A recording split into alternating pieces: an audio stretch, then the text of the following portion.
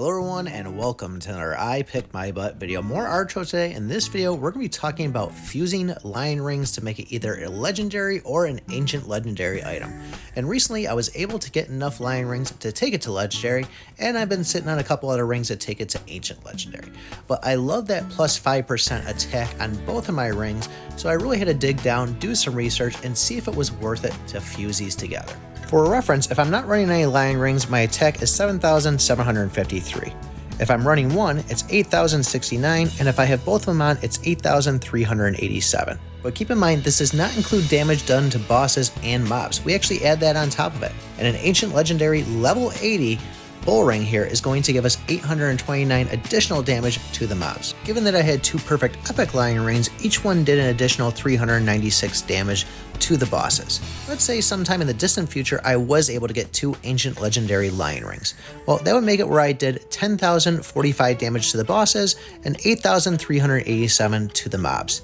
Now if I ran one level 80 lion and one level 80 bull, we'd be doing 8,898 to both of them.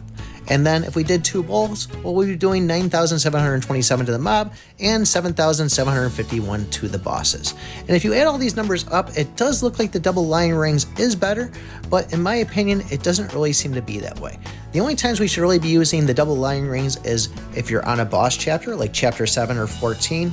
If you're actually having an issue with the chapter you're on where you're having no problems with the mobs and you're running into tons of issues with the bosses, or last but not least, the PvP, which I'm pretty sure uses the base attack number there, but really, who's still playing PvP at this point?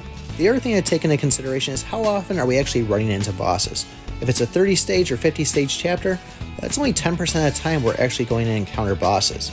And if it's a wave board or a 20 stage thing, well, that's going to be 20% of the time, but that's without consideration of how many actual mobs we're running into during the waves, and to do that calculation, I'm too lazy and it definitely would hurt my brain. So after all that hard work, I decided it's probably best to have an equal number for both mobs and bosses, so I decided to fuse my three perfect epic lion rings into a legendary, and then go and group this together and take it to an ancient legendary.